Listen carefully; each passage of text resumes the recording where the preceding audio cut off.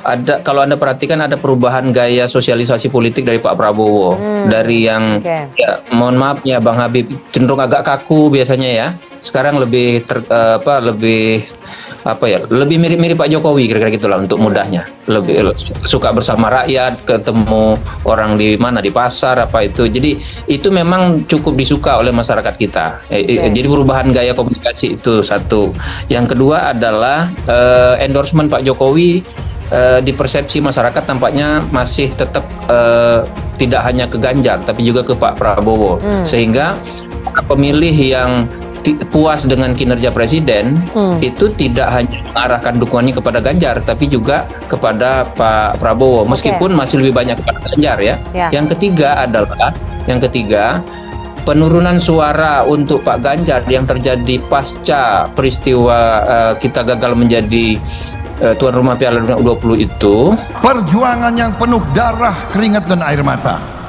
Kita tidak menerima hadiah, kita perang untuk kita merdeka.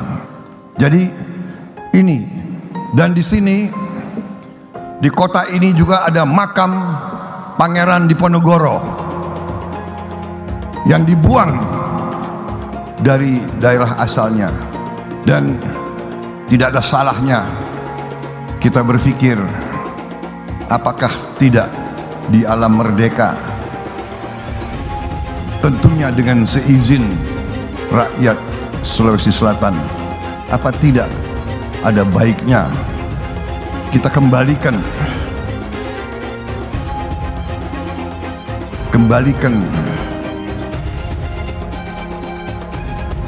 makamnya Pangeran Diponegoro ke Wina atau tepatnya ke Bratislava. Entah nanti melalui Wina atau enggak, tapi Bratislava itu adalah ibu kota Slovakia. Jadi sahabat daerah sekalian, dulu ada negara yang namanya Cekoslowakia.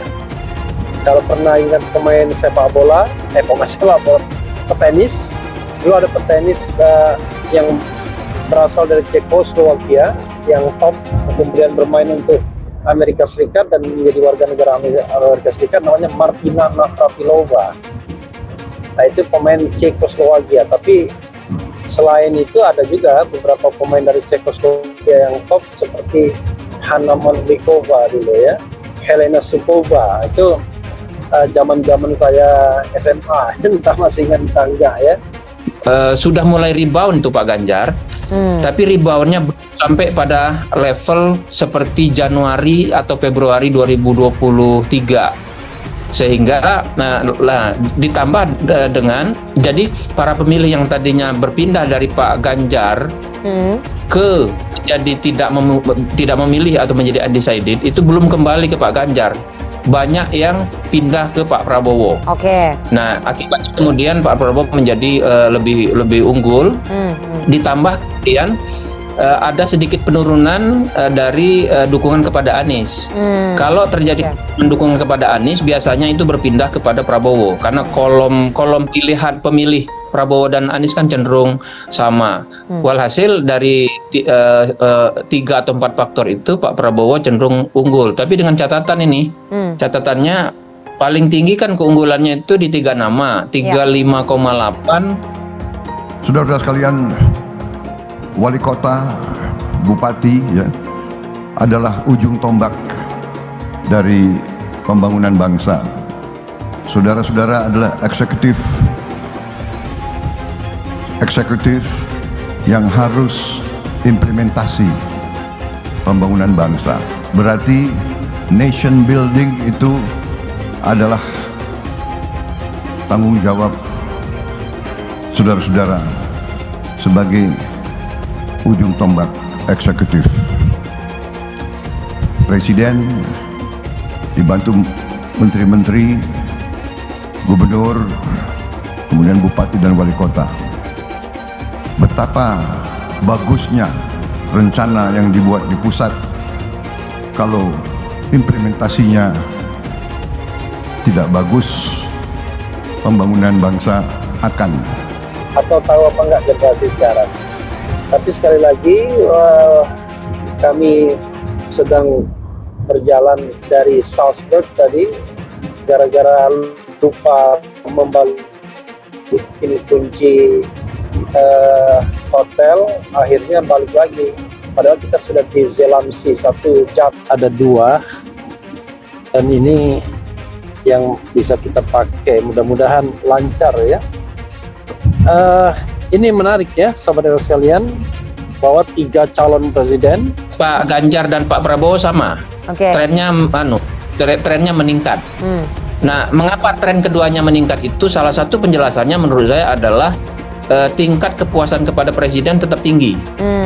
Nah, kalau tingkat kepuasan kepada presiden tetap tinggi, itu bisa berpengaruh kepada capres atau nama yang dianggap diasosiasikan dengan presiden. Nah, sampai hari ini nama yang diasosiasikan dengan presiden itu masih 2, Pak Ganjar dan Pak Prabowo. Prabowo Subianto, Ganjar Pranowo Gubernur, Anies Baswedan Profesor. Dikutip dari liputan6.com Makassar, Menteri Pertahanan Prabowo Subianto menghadiri rapat kerja nasional Rakernas 16 Asosiasi Pemerintah Kota se-Indonesia (APEKSI) di Makassar, Sulawesi Selatan, Kamis 13 Juli 2023. Ketua Umum Partai Gerindra itu menjadi pembicara ketiga setelah Ganjar Pranowo dan Anies Baswedan.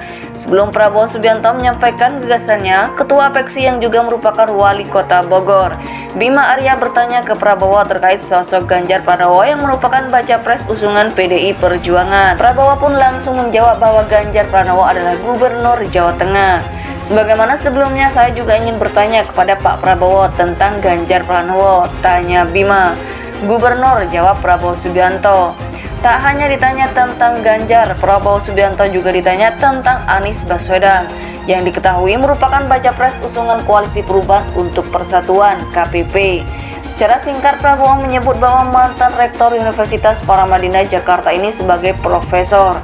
Satu kata tentang Pak Anies, ucap Bima. Profesor, jawab Prabowo bersambung tawa hadirin yang hadir. Sehari sebelumnya, Ketua Dewan Pengurus APEKSI yang juga merupakan Wali Kota Bogor, Bima Arya Sugiarto, menyebutkan bahwa 3 sosok pemimpin nasional bakal hadir dalam Rakernas APEKSI untuk adu gagasan.